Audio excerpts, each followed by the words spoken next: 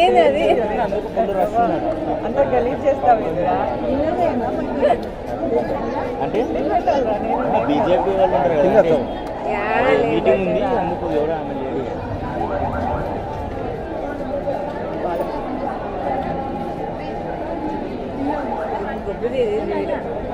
ఎందుక